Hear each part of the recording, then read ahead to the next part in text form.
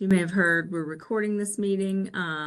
We record these meetings so that when people can't join the meeting online at the set date and time, we make it available so anybody that's interested in learning more about the project has an opportunity to receive this information, and we can provide links to it. It's also just posted. You can search for it on NDOT's Traffic Calming website. So with that, now that I've started the recording, we'll get started. My name is Amy Birch. I am a traffic engineer and transportation planner that is a consultant that works for on behalf of NDOT to facilitate this traffic calming program. And so we're here to talk about Albion Street specifically, and we're going to first go over some background information about this program, what traffic calming is, how this street was selected, and then we have a concept we'd like to show based on our toolbox. We're going to go over the tools in our toolbox and then talk about the concept and then next steps after this meeting. Where do we go from here? So as we go along, feel free to, unmute and ask questions. We can certainly answer those as we go along, or put them in the chat box if that's helpful. And we'll try to get all those answered. Okay, so what is traffic calming? This program is focused on, moving my screen around, apologize, focused on residential streets. We call it the Neighborhood Street Traffic Calming Program. And what it is physical solutions, physical devices that encourage slower speeds over the length of the street.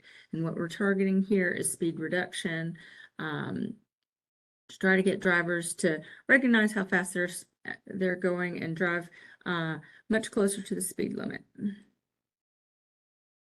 We talk about the 3 E's of traffic calming being education, enforcement, and engineering.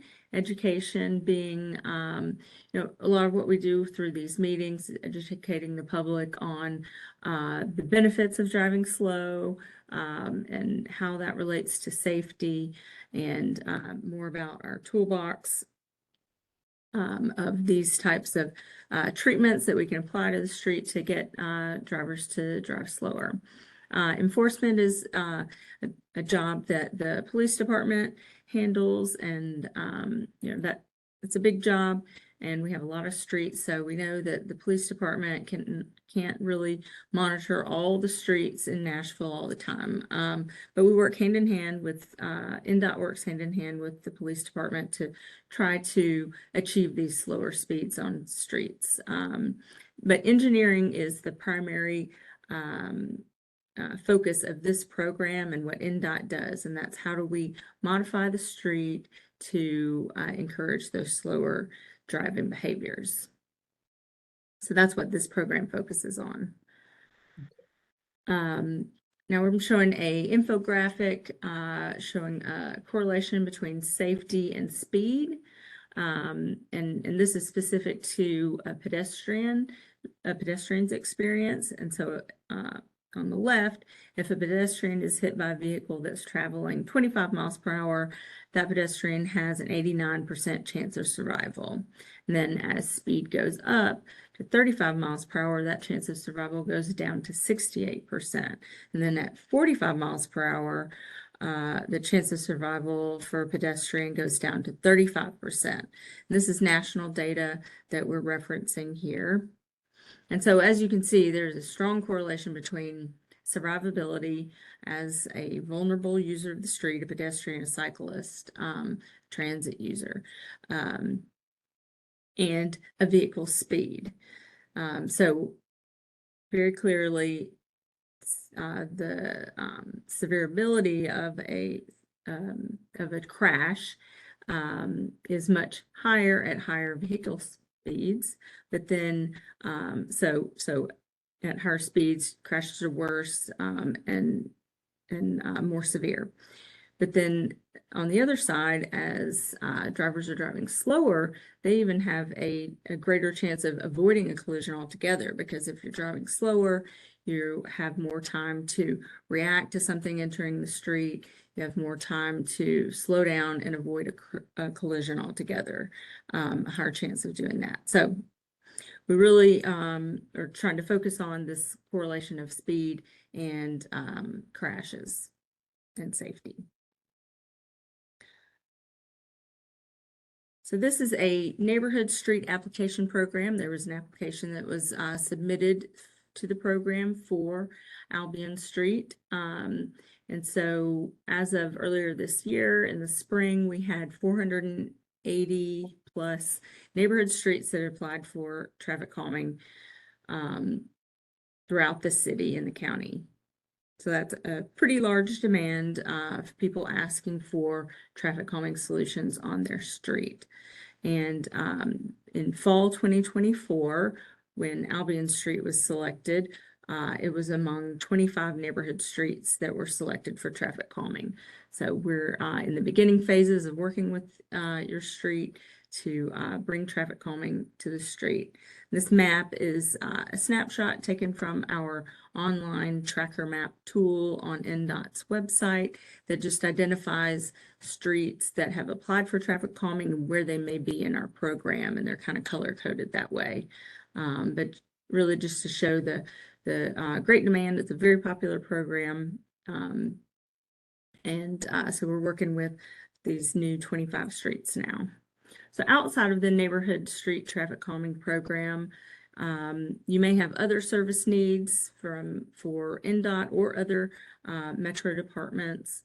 And so we like to just remind people of the hub that Metro has. It's hub.Nashville.gov, or calling 311.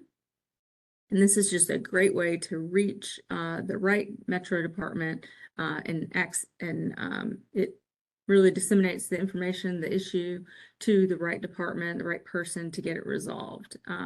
So service requests, things like your trash didn't get picked up, or a street light is out, or traffic signal's not working. Those are things that you can put into the hub and get those resolved. You also get a service request number that you can use to follow up on, make sure you're getting the answers or the service that's needed. So it's not just NDOT, it's all metro departments. So let's talk again about traffic calming. I mentioned before that we had over nearly 500 streets that have requested traffic calming. So how do we determine which streets are those that are selected? Which one how do we pick those 25 streets? It's based on budget, so that budget allocated to the program, but then to determine how many streets we can accomplish or work with at one time. But the selection process are those that score highest in our prioritization process. So we look at five main criteria. It's data driven, so we're looking at vehicle speeds, which is makes up the greatest part of the scoring. It's out of 100 points, so it makes up 45% of the score. We go out and we measure the traffic and the speed and the volume on the streets that have requested traffic calming. And then so we're looking at the high speeds. Then volume, we're also looking at volume, and that's worth 25% of the score. We're also looking at trip destinations. Is this street in a location where we would expect people to be walking to libraries, to schools, to community centers? So that's worth 5% of the score, if those trip destinations are nearby. We're also looking at whether there's non-driver accommodations on the street. Does the street have sidewalks or not? Bikeways on the street? Are there bus routes on the street or nearby where we would expect people to be using the street, not just in their vehicles? So that's worth 15% of the score. Then we also look at the what we call the vulnerable user injury and fatalities. And that's we look back at whether there have been pedestrian or bicyclist crashes on the street over the last 10 years, and that's worth 10% of the score. So Albion Street scored in the top 25, and so that's why it was selected for traffic calming in this round of applications that we're looking at. So let's talk about some of that data on Albion, and we're talking about between 28th Avenue North and Clare Avenue. So 28th being on the east side and Clare on the west side. So some of the data points that we collected on Albion Street, we measured the 85th percentile speed to be 42 miles per hour, and the speed limit is posted at 25. So I want to explain what this 85th percentile speed means. It's a metric that we traffic engineers often reference and look at, but what it really means is that 85% of the traffic over the course of 24 hours was going 42 miles per hour or below. But it also means that 15% of the traffic is going above 42 miles per hour. That's how we, based on our data collection and field measurements. So that's quite fast. On a local street with the posted speed limit of 25 miles per hour, it is quite fast at 42 miles per hour. I'll say that. So the volume was just under 5,000 vehicles per day. That's the two-way volume, both directions of travel on Albion at one place on the roadway where we measured. And then the street width varies on the street. Further to the west, it's more narrow, and then at around 26 feet wide, and then I think it's maybe east of 35th Street, it widens out to 34 feet wide. There's centerline striping on the street. There is sidewalk on the south side of Albion, which is great, and then a partial piece on the north side of Albion. And then we know that there's some grade on this street. There are hills on this street that probably cause some of the speeding as well. So here's a snapshot map of Albion, just showing the limits of the project. So on the west side, we've got Clare Avenue, and then so we're looking at the whole street all the way to 28th Avenue North, which is signalized. So Hadley Park on the north side of the street, and obviously TSU has a good bit of property on the north side of the street on the west side. And you may be looking at this legend here on the right and the other lines on the street. I just want to point out a few things where we have already done some projects on Clare Avenue, a piece of Clare Avenue, and is that 39th Avenue? Yeah, 39th Avenue. Probably some radar feedback signs installed over there. So those are streets that have already gone through the process. And then the pink, and those are shown in blue. And then the pink streets, I believe we've got 33rd, 32nd, and 31st are shown in pink south of Albion Street. Those are streets that it says we have an application on file. So those streets have applied for traffic calming, but based on our prioritization process and the data that we collected, have not been selected for the program yet. But those streets remain in the program. And then so are still eligible to be selected. It's based on how many streets we're selecting at a time and where they rank in that prioritization. So let's talk about our toolkit. And our first and most used tool that in this program are speed cushions. These are vertical measures installed on the street, and you've probably seen them around Nashville. We've installed them on quite a few residential streets at this time.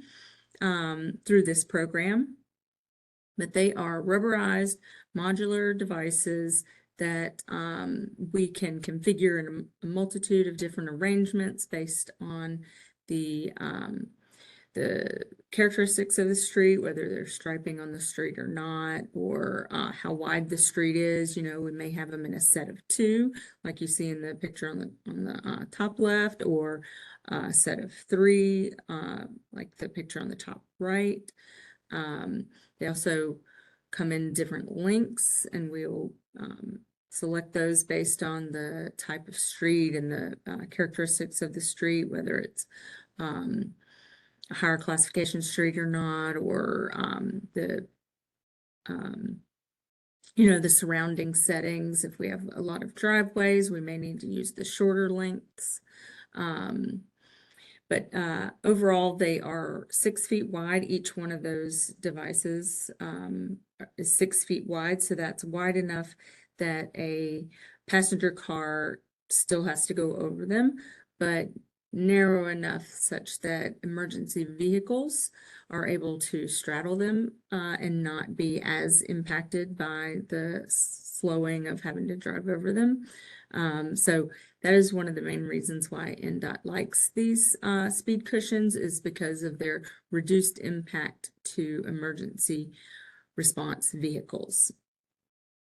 So when we use these, we will incorporate signage to go with them, like you see in the picture on the top left, warning signs that say speed cushions ahead with an advisory speed plaque. They have markings on them so that they're visible. And so we want drivers to be aware as they approach them that they're coming to these speed cushions. Depending on the characteristics of the street, we may incorporate some of those flexible delineator posts like you see in the bottom right-hand picture. Those are being used in this instance to protect that bike lane, to keep drivers from trying to drive around them and use that shoulder or bike lane to go around them. So we're trying to protect the bike lane there. At their highest, they are 3 inches high. So they're not, they're not huge, tall mounds or anything, but they are effective. We've used them in a lot of places now in Nashville and finding them to be effective. And those that are, living on those streets and having problems with speeding or finding that they are slowing people down. When we incorporate vertical measures on a street, we will put them in a series, meaning that we'll space a set of cushions apart somewhere in the 400 to 600 foot spacing, and that's so that we get a consistent speed as drivers drive along the whole length of the street. If we only install one set in one location, we would expect drivers to continue their poor behavior and speeding, except for maybe right at that one location. But if drivers know that there's another set upcoming, and they can see the next set or see the sign for the next one, they're less likely to try to speed in between them, because there's just no point in speeding back up to slow back down really fast. So I think that's it on the speed cushions. Now, speed tables are made of the same material, and they're similar treatment as the speed cushions, but they don't have those gaps between them that better accommodate the emergency vehicles' wheel paths. So these are stretching the whole width of the street, as you can see in these pictures.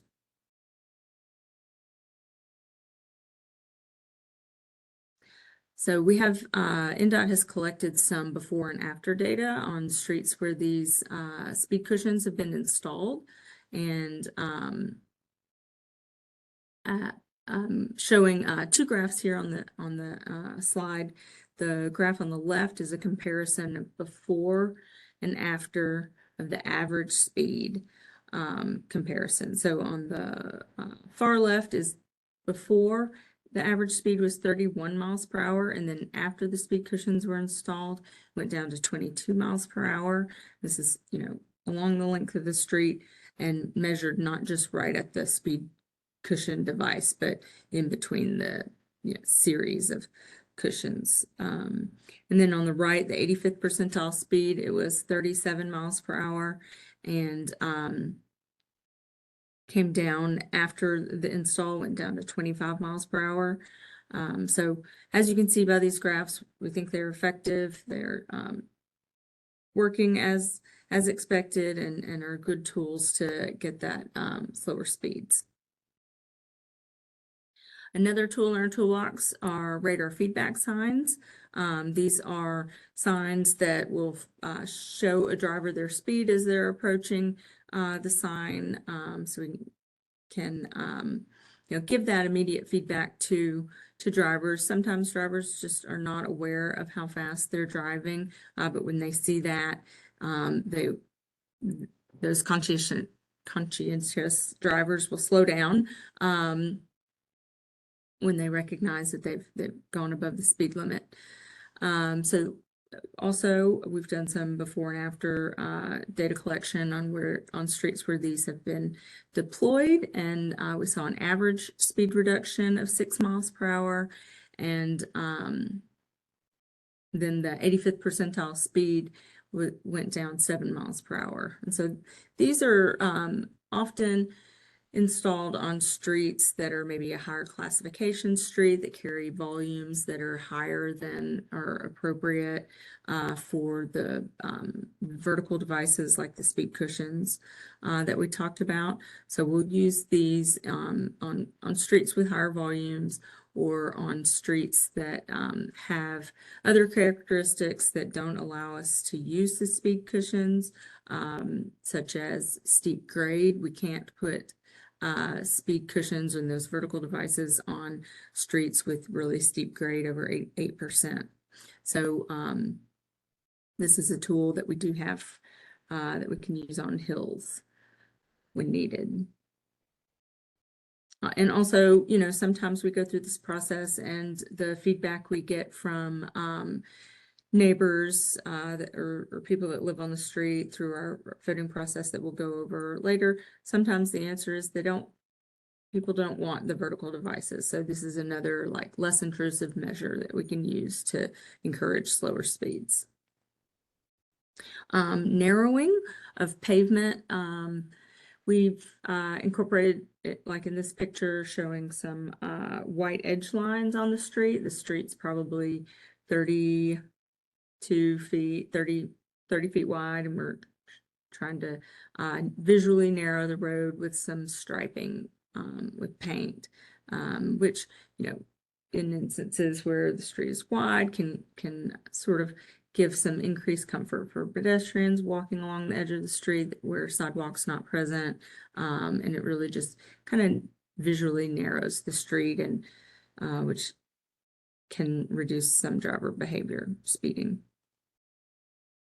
Bulb outs is another tool we've used more often in urban areas, like you kind of see in these pictures, where we have a wide intersection that has excess pavement or wide radiuses, and we can tighten the intersection using paint and these flexible delineator posts, like you can see in the top right-hand picture. And so what it does is reduces the crossing distance for pedestrians. It increases sight lines for drivers by identifying, how close to the intersection of parking can occur, and then just slows those turning movements at intersections too, because the radius is tighter.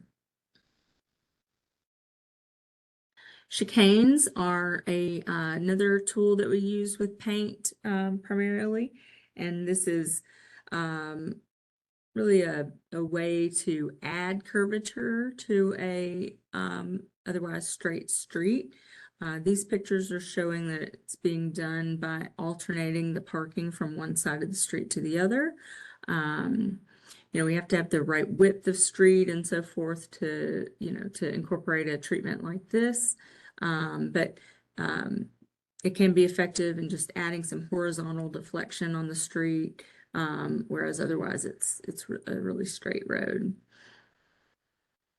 These pictures, I believe, are of Fairfax Avenue in the Hillsborough Village area, where there's been this chicane has been in place for I don't know, maybe 20 years or more.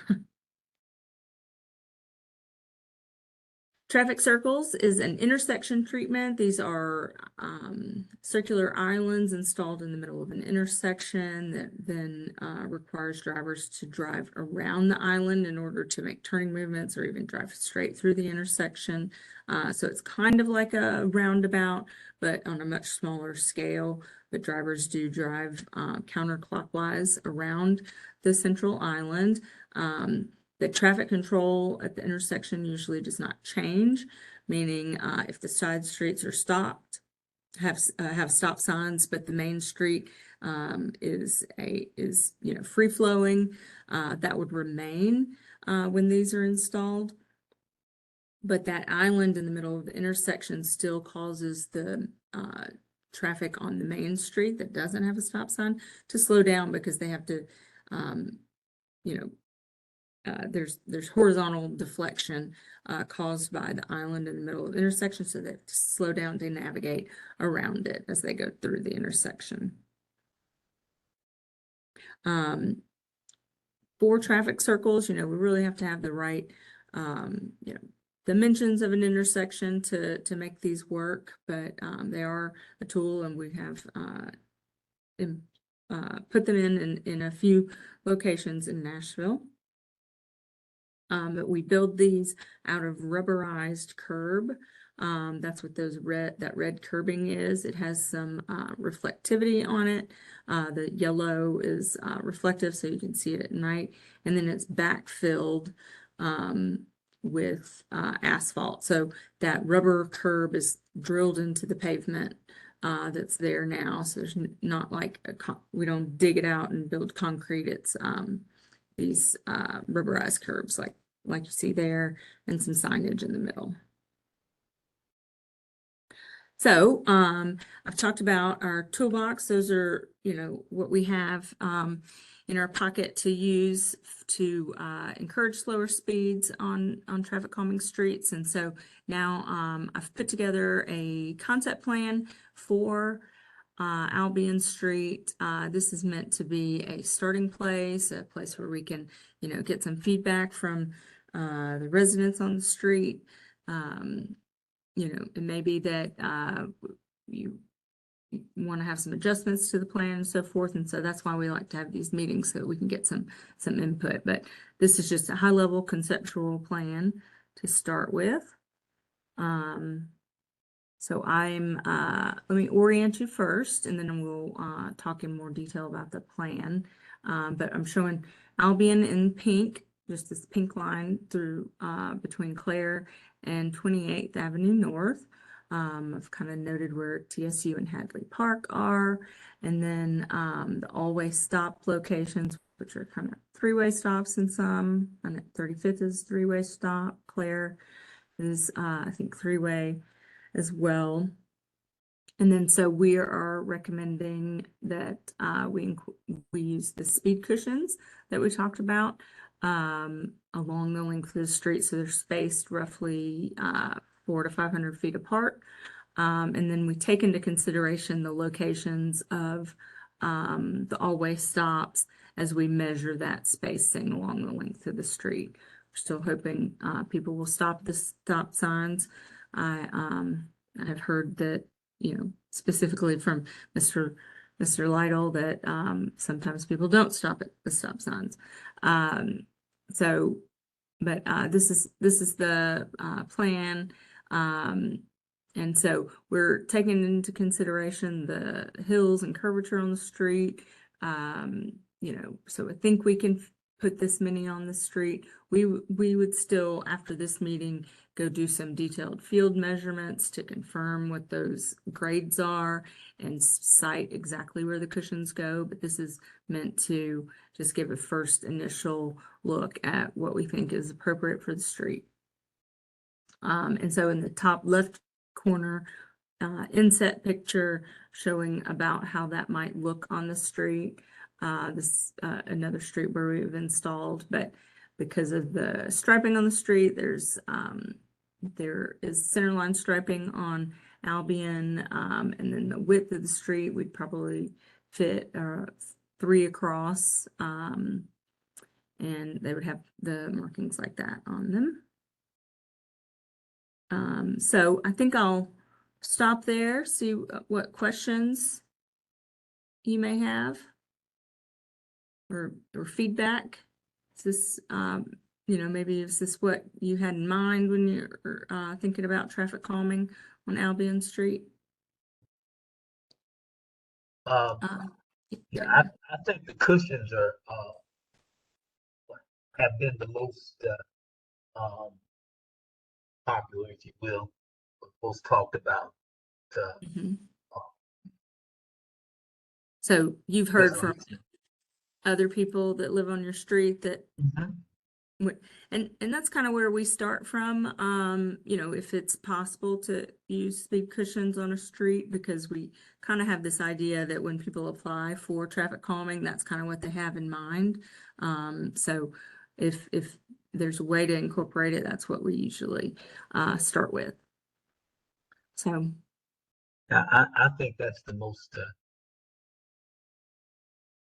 that's the resolution that is most often spoken of. Some of the others I've never heard of, but I've seen it. Yeah. Yeah, I'm over in Hillsborough Village quite a bit. That area. I've seen and I've seen most of those. Yeah. And we've got that traffic circle. Got a couple of traffic circles out here over in the Nations. Yes. In that area. Yes. Those were, I believe, put in with a bikeway project. Yes, like a neighborhood bikeways kind of thing. Share the road. Yeah. So not hearing any, comments or anything. Does this look like about, you think this number of cushions? Is there any? I noticed that you got 6 in there. And that first stretch from 28th up to maybe 33rd, it's like you've got 4 right in there. That's good. Right. Basically, it's 1 on every block, I think, which kind of works out to be good spacing. So, yeah, we think this will be effective in slowing people down. And then, like TSU's main access points, even though it looks like they have a whole lot of parking here, I think that traffic kind of comes in from other areas to get to this parking. Yeah, they come in from back down here off of Claire and TS Jackson. And certainly they use the 33rd. 33rd in Alameda. Right. Yep. Yeah. Up through here. Exactly. All right. Well, I will move on to our next steps and we can talk about that.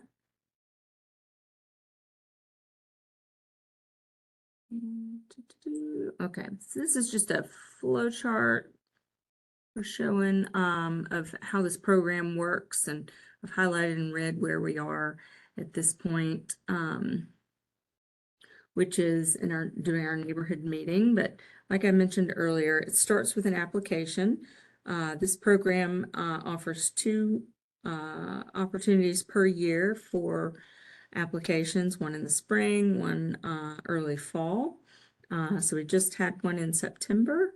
And then from there, we, take those applications, we determine which streets we need to collect data for, and then go through that prioritization process that I talked about. earlier, and that's how Albion was selected. Now we're doing our neighborhood meeting. We sent the mailers out. So I know we had talked about maybe you didn't receive your mailer, but then you said you did, Yeah, right? yeah, Okay, it good. went to my sister, and she said, I forgot to get it to you. Okay, well, just you know, that's the best way we know to reach the property owners on the street. So we try to reach out through the mail and advertise the meeting. So then we going through this meeting, our program, our toolbox, and all of that. And then we'll talk about the ballot in a minute. But from here, we will go and do that in more detailed design plan. So it'll be a more zoomed in look at the street and every location of where those cushions are. It'll have some dimensions on it, which will show how far they are from driveways or other landmarks that we can measure for, so the contractor knows exactly where to put them. And so those plans, once those get finished, we can post them to the website. And then we would move into our online ballot phase. So that is, and I have 2 slides to talk about that coming up, so I'm not going to go into a lot of detail, but essentially this is how NDOT ensures that there's support for this project on the street, for those that live on the street, and before we move into the construction phase. So the balloting period is a 6-week window, and if 66% of those that vote in favor of the project, then it will move forward to construction. So then the construction window, that's when after the ballot passes, we order the materials and get it into the contractor's schedule. That's usually 8 to 10 months to complete the project after the ballot is done. So like to give a, transparent timeline about how fast this works, but our goal is, if, all goes according to plan, somewhere between, from now till construction, if it passes, would be about 12 months or so. Now, so we have this alternate path that if a neighborhood thinks that we need to have another meeting after the design is completed, if there's a lot of edits to the plan or, any other reason we need to have another meeting, we can always do that. We used to always have 2 meetings per project, but found that for the most part, our concepts were on point with what the neighborhood was wanting and expecting, and so we could speed up the process by not having a second meeting, just to get it moving towards completion. So, but it's an optional meeting if you or the council member, members of the community or the council member thinks that that's necessary, or we have large changes to the plans that than what was initially shown in the concept, we can have that. So I'll move forward and we can come back to that second meeting or not. Because let's talk about the balloting. So it's an online ballot, it's an online vote, and we send mailers to the property owners on the street in the mail, postcards similar to they look similar to those that were sent for this meeting. And so the voting is open for 6 weeks. The date that the voting closes is on the top of the mailer on the top right-hand corner. So when you get it in the mail, you know when it closes, you know you need to vote right then before you forget and lose the postcard.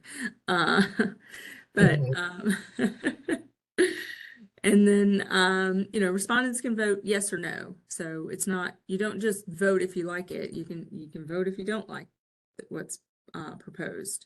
And we want people to participate in the vote. If 66% of the respondents vote yes, then the project moves forward to construction and it passes the ballot. So on this postcard, there's, information about the program or the project, that it identifies the street that we're talking about. And then there's a QR code that takes you to that online ballot form to fill out. So just snapshot what the top of that form looks like. There's a unique ID that's on the postcard at the bottom right-hand corner, and you'll use that to plug into the form to vote. And so that's how we make sure we don't have duplicate votes, so one person doesn't vote 20 times no for a project and throws off the count. So that helps us make sure that we don't have duplicate votes, and that we've we're receiving votes from the people that are eligible to vote on the project. There's a phone number on the postcard, so if for any reason someone receives this in the mail and they're not able to vote online, they need some assistance, they can reach NDOT and get some help. You may need to leave a voice message or something and get a call back, but we want to make sure it's accessible for everyone to vote. And then also at the top of that ballot is a link that will take you to the plan, that detailed plan for the project. So anyone that receives this and goes to vote, they have an opportunity to review the plans before they vote. So they may not have been able to attend the meeting, but can get that information and know what they're voting yes or no for. So you may be interested to know the ballot zone for Albion Street. It's property owners. The postcards go to property owners' addresses on file with on Metro's parcel viewer map. So it's residential properties, churches, and schools get one vote. And it's only properties that abut the affected right-of-way. So the have any sort of frontage or side yard that touches Albion Street would be eligible to vote. So some of those houses may on the corner may face 32nd Street. But they have, side yard on Albion Street. Those are eligible properties for the vote. Metro properties not. It's highlighting Hadley Park, but that's not really going to get a vote.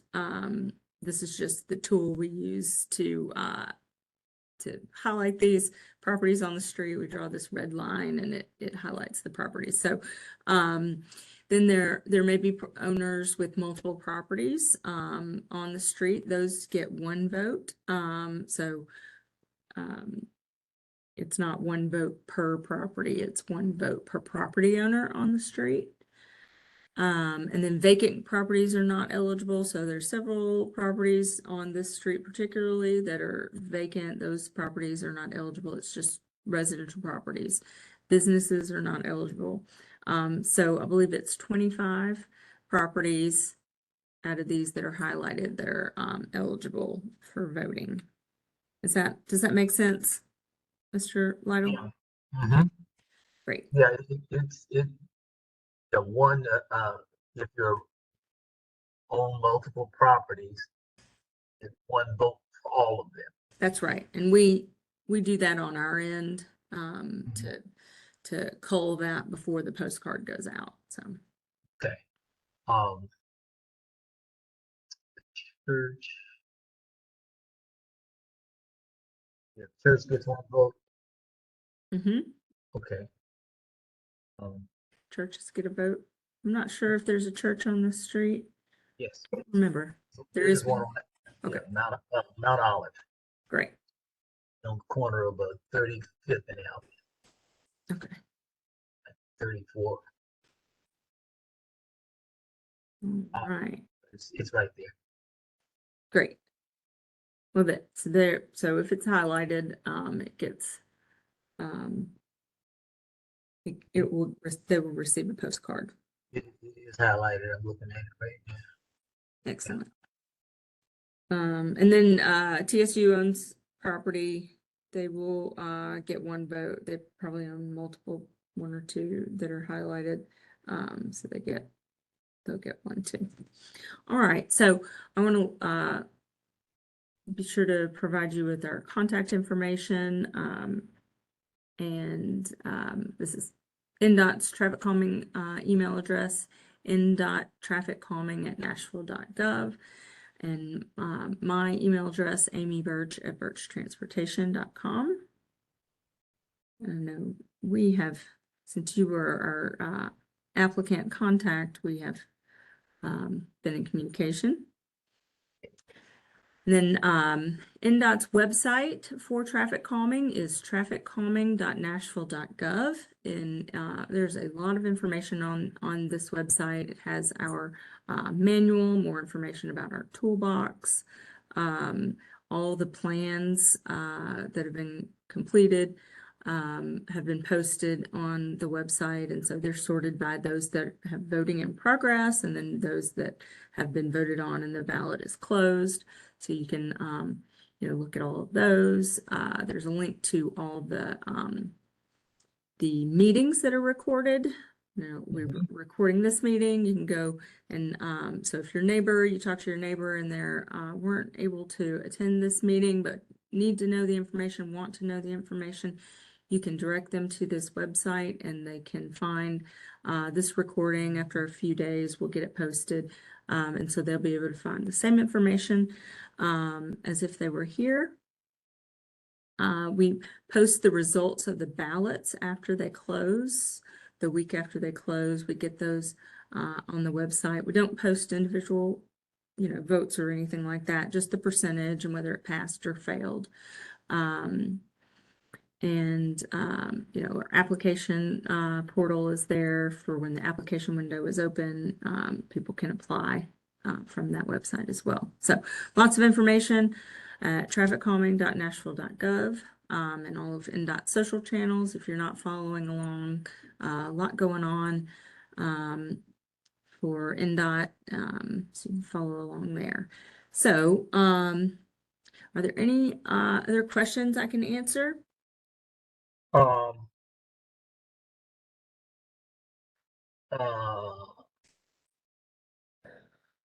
There are two opportunities a year to apply.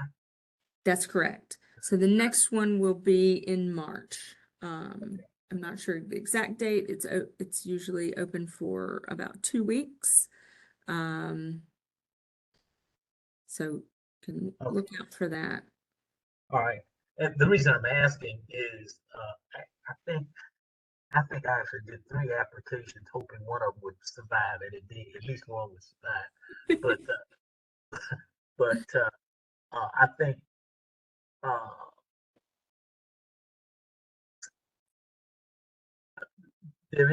we definitely have some concern about Geneva Circle. I think I mentioned that to you earlier. Need to go ahead, and I guess we need to go ahead and apply to an application for Geneva Circle and for 34th and Claire. That 34th runs from Batavia over to. Yes, I would encourage you to apply. Look out for that. I'm pretty sure NDOT does not keep the application open all the time. It's just a 2-week window of when you can apply, but it's an online form, and you need 4 people that live on the street to say they are applying for the program. Okay. So you can begin to work on finding those neighbors that you think are desiring traffic calming and be ready when the application opens in March. So from here, I probably will reach out to Councilmember Taylor and just check in with him and see if he wants to move us along to the ballot or if he thinks another community meeting is needed. There were only 25 postcards sent out, so this turnout, some looks like about 2 here. It's not great, but it also there's not 25, there's only 25 people that we were really advertising to attend the meeting. So we just want to make sure that we've done all we can to make people aware of the project. And that's, part of the process of the balloting as well, is really just to make people aware of the project. Okay. So, I will reach out to those property owners that I know.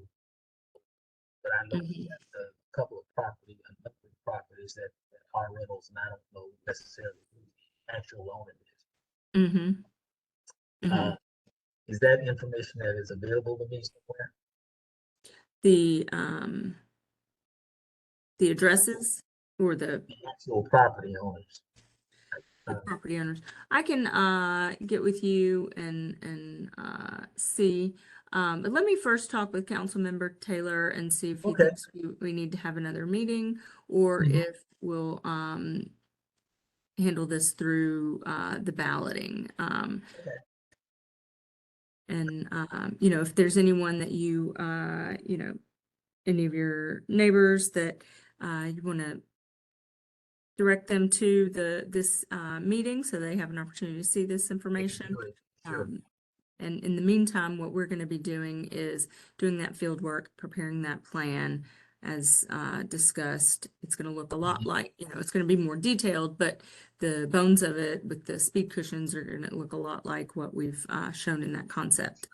Okay. And then we will, when that's ready, we'll either send the ballot postcards out, and that should be in about 2 months, or we'll schedule a second meeting if Councilmember Taylor, or if you hear from your neighbors in the meantime and they want to have a meeting to talk about it, just reach out to me and we can get that scheduled. Okay. So, all right. That sounds good. I appreciate you joining, and I appreciate your time and your work research. You bet. All right. Well, you have a good evening, and we'll be in touch. All right. Thank you so much. Thank you.